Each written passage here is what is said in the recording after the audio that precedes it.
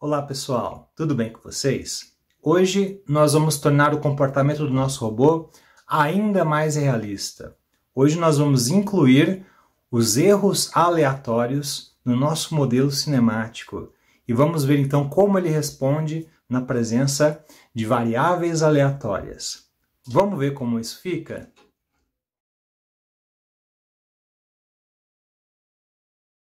Bom, como você já sabe, os erros aleatórios estão presentes em todos os lugares e a todo momento.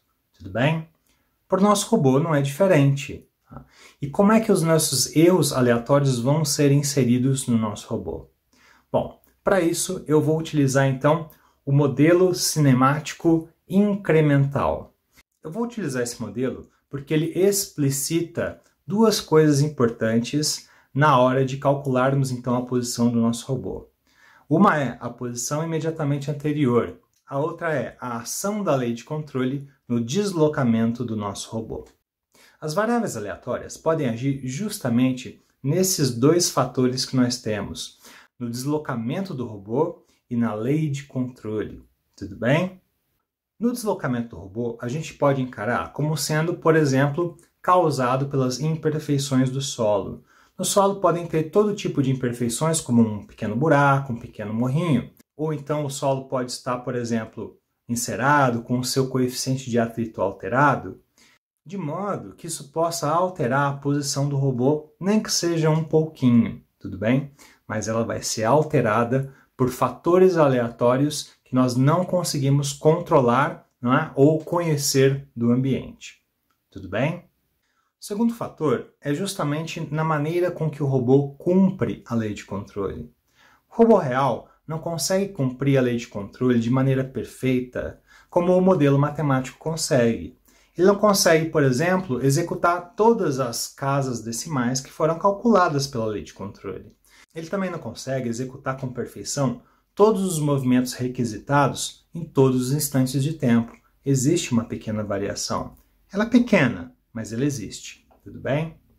E o que nós vamos fazer então? Nós vamos colocar erros aleatórios gaussianos nesses dois fatores, na posição e na lei de controle.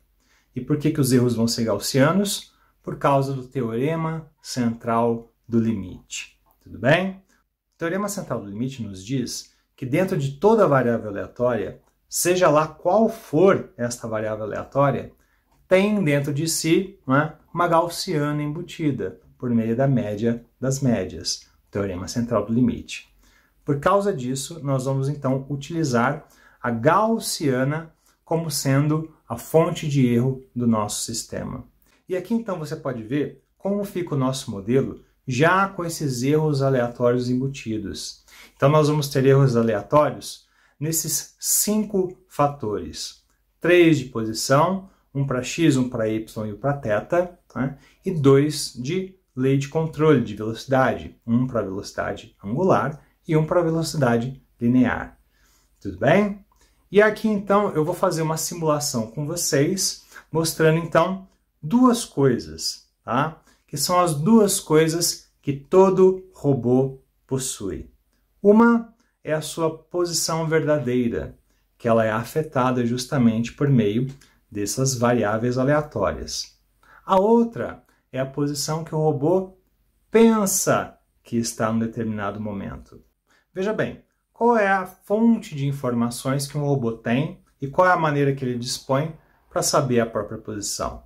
Bom, a fonte de informações são sensores. E os sensores erram também. Então, existe, né, erro aleatório na informação de cada sensor, seja ele um encoder, um GPS e assim por diante.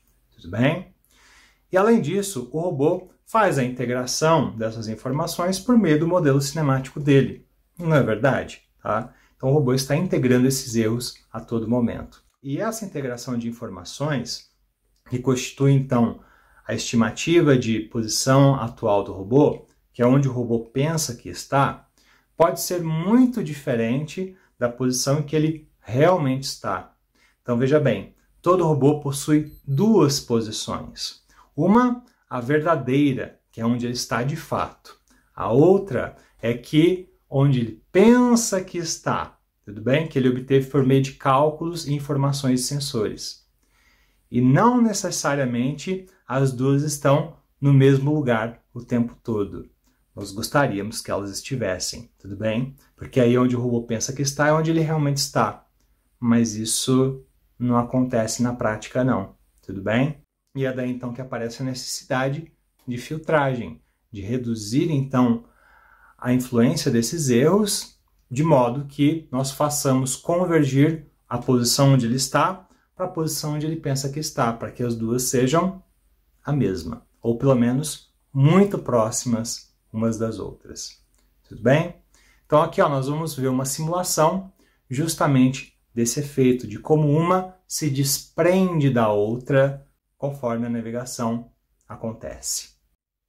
Muito bem, então nós vamos ter dois robôs sendo simulados ao mesmo tempo. E a missão que nós vamos dar é a mais simples possível. Nós vamos fazer esse robô fazer um círculo, né? Exatamente o exercício que nós fizemos, por exemplo, quando nós estávamos modelando cada um, né, desses modelos cinemáticos, tudo bem? E o que acontece é que conforme o tempo vai passando, ou seja, conforme eles vão navegando, você começa a perceber que o robô real, né, tem erros, e esses erros fazem com que a navegação dele não seja perfeita. O robô real, como você pode ver, não consegue fazer, claro, um círculo perfeito, porque ele está derrapando, a roda está caindo em algum buraquinho, a lei de controle não está sendo interpretada 100%, não é, do jeito que ela deveria, e por causa disso a navegação vai mudando sim. E nós podemos ver que conforme, né, a navegação vai acontecendo, a posição verdadeira se desprende bastante da posição perfeita, que é a posição que o robô pensa que está. Tudo bem? Então a posição perfeita fica sim fazendo um círculo perfeito, porque ele pensa que está fazendo isso, mas a posição verdadeira está fazendo ali uma coisa próxima de um círculo, sim, né? Mas não é perfeita não. E você pode ver que as duas se desprendem e eventualmente ficam bem diferentes umas das outras. Tudo bem? Então, como você pode ver, existem incertezas nas posições dos nossos robôs. Tudo bem? Então, o que acontece é que quando nós perguntamos para o robô onde ele está, ele vai nos dar a informação das contas que ele fez, né? Recebendo a informação aí dos sensores e assim por diante. Então, ele vai nos dizer onde ele pensa que está. Só que, como você sabe, não dá para confiar nessa medida. Ela pode, às vezes, até ser uma boa estimativa, tá? Mas não dá para confiar nela 100%, não é verdade? Então, a partir de agora, nós não vamos mais tratar a posição do robô como sendo um número real com 100% de certeza naquilo, tudo bem? A partir de agora, esta posição vai ser uma posição estocástica. Um valor estocástico é um valor que possui uma incerteza associada a si, tudo bem? Então, a pergunta que fica é: como nós podemos associar incertezas nesta posição que o robô dá? Então, a partir disso, o que nós vamos fazer é construir uma gaussiana em cima desse robô. Então, a partir da posição que o robô nos informa, a posição que ele pensa que está, esta informação será a média da nossa gaussiana, ou seja, a esperança, a tendência central. E a partir dela, nós vamos fazer o quê? Nós vamos construir uma gaussiana no entorno desse robô. Tudo bem? Bom, como você sabe, toda gaussiana para ser construída precisa do quê? Da média. Já temos a posição que o robô informa que ele está. Ela precisa da variância ou do desvio padrão, que dá o quê? Que é o segundo momento, que dá o esticamento, o espalhamento desta função.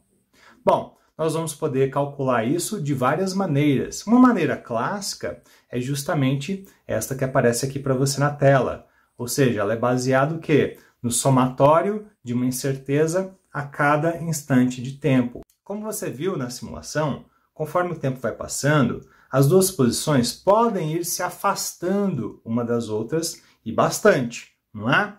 que acontece é que, no fundo, só quer dizer que a incerteza vai crescendo conforme o tempo vai passando.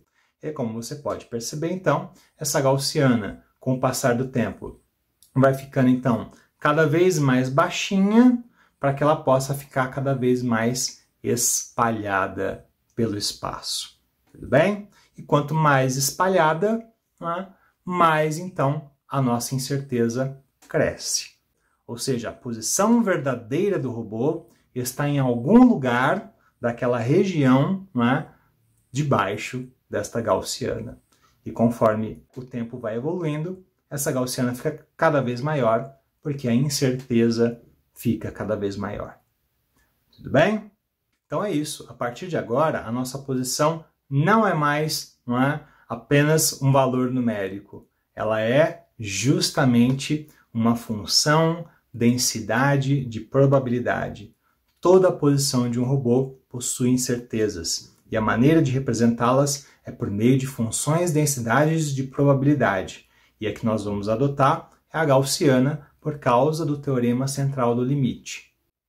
E os nossos próximos desafios serão o quê? Construir filtros de maneira a manter esta gaussiana que representa a posição do robô sempre pouco esticada, ou seja, com o seu espalhamento sempre pequenininho, com a sua variância, logo o seu desvio padrão, sempre pequenininhos. Porque se ela for de uma variância pequenininha, pouco espalhada, então ela vai estar concentrada toda numa região pequena, e se essa região for pequena, então a nossa incerteza de onde o robô de verdade está é pequena, já que ele está em algum lugar debaixo daquela gaussiana.